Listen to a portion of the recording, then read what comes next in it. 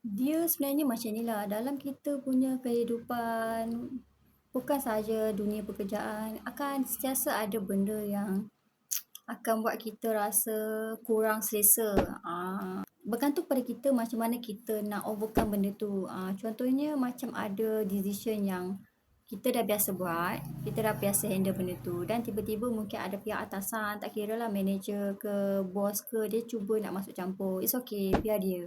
Sebab dia lebih berkuasa, biar dia masuk campur, kita ikut apa yang dia minta. I nak you buat macam ni sebab normally kita dah guna jalan A. Dan sekarang bila dia dah masuk, dia nak kita guna cara B. It's okay, kita berlapang dada. Okay, buat cara B.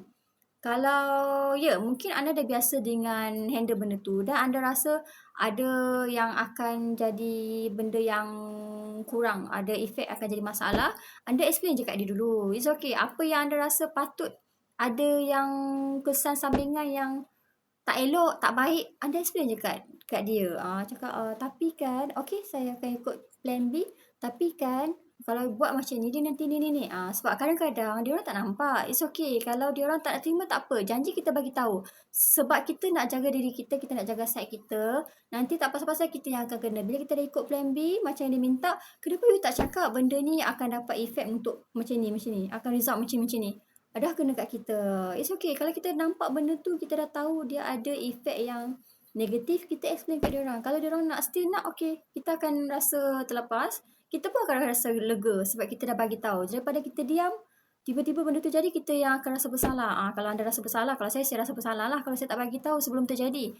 Kalau kita dah bagi tahu dia still nak carry on, okay, apa-apa yang jadi tak elok, dia orang akan tahu, oh, saya dah bagi tahu kat dia orang tapi dia orang still nak guna, dia orang nak guna juga plan B, dia orang kena terima lah dia punya efek tu.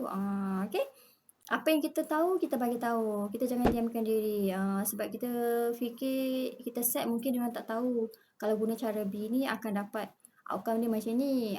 Jadi kita explain, kalau dia orang tak nak, let it go, berlapang dada saja. Okay.